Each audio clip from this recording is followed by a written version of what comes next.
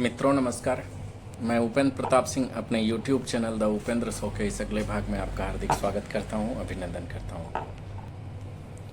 मित्रों, कल की एक न्यूज़ थी जो बहुत ज़्यादा विचलित कर रही थी।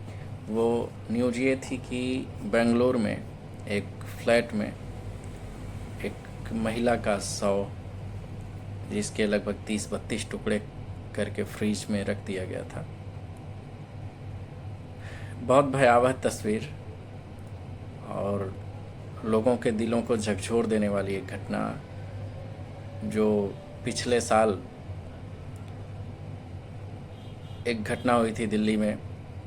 श्रद्धा वाकर नाम की एक लड़की का, उसी को फिर से जीवंत कर दिया।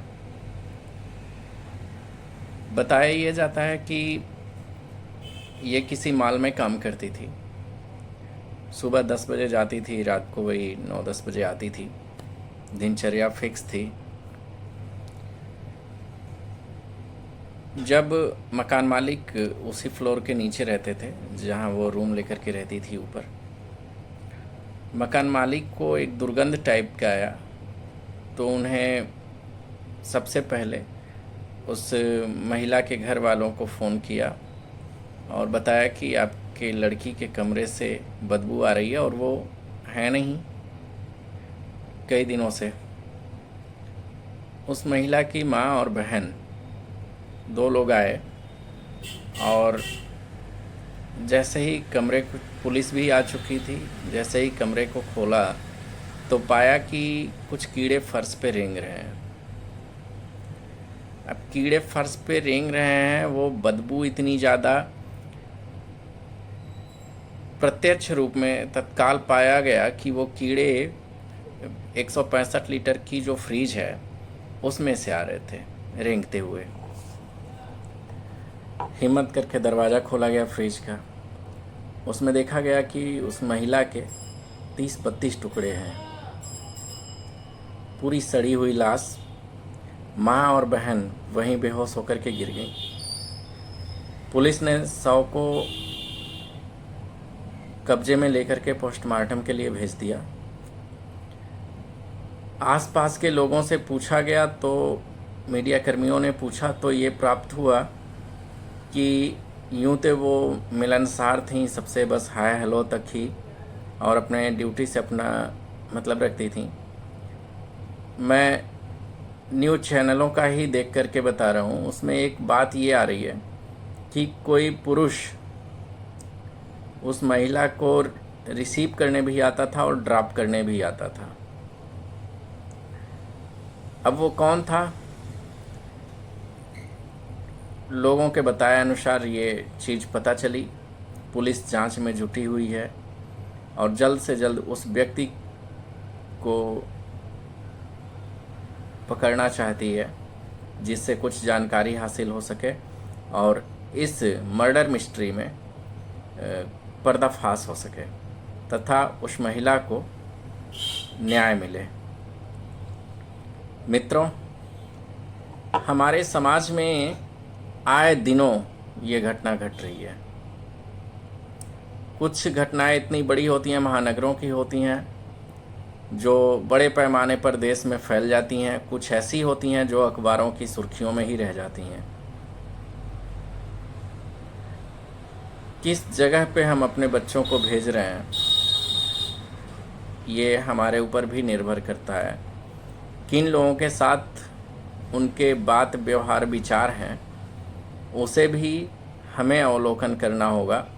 मित्रों, जब हम अपने बच्चों को कहीं और भेजते हैं पढ़ाई के लिए और रोज़गार के लिए, तो अक्सर उस प्रदेश में कुछ अनजान लोग जिनसे हमारा कोई रिश्ता और सरोकार नहीं होता, वो हेल्प करने लगते हैं और फिर हमारा दिल पसीज जाता है कि चलो वो हमारा हेल्प कर रहे हैं, वो अंकल जी, वो भैया जी। फिर धीरे धीरे जान पहचान होने के नाते आदमी का अधिकार होने लगता है कि वो डांटना बोलना सब कुछ शुरू कर देता है। और हम इस एहसान के तले कि हम जब यहाँ आए थे तो उसने हमको जगह दिलाया और हमारा हेल्प किया। सिर्फ एक छोटे से एहसान के तले हम दबे रहते हैं, हमारे बच्चे दबे रहते हैं। धीरे धीरे रिश्ते पता नहीं किन रिश्तों में चले जाते हैं और लोग इतने हावी हो जाते हैं कि उनकी बातें नहीं मानने पे, उनकी चीज़ें नहीं पूरी होने पे बेटियों को इसी तरह से काट दिए जा रहे हैं।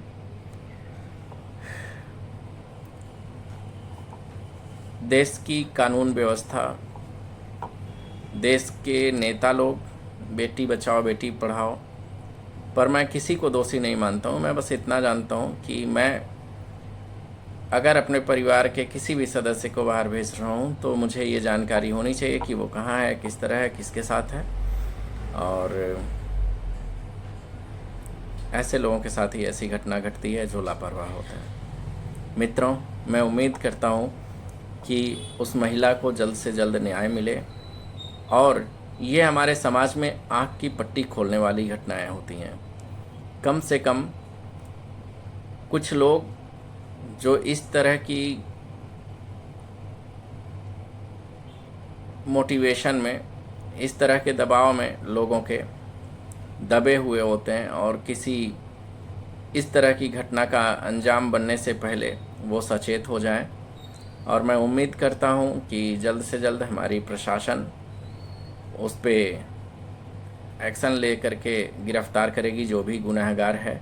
सीसीटीवी फुटेज भी पुलिस खंगाल रही है और आगे से किसी भी बेटी और किसी भी महिला के साथ ऐसी घटना, इस तरह की दर्दनाक घटना ना हो। मैं ईश्वर से यही गुजारिश करता हूँ, यही प्रार्थना करता हूँ और उम्मीद करता हूँ कि आप सभी सचेत रहें, जागरूक रहें और दूसरों पे विश्वास कभी भी ना करें। मित्रों, अगर मेरा ये चैनल आपको पसंद आया हो तो इसे लाइक शेयर सब्सक्राइब ज़रूर करें। बहुत बहुत धन्यवाद।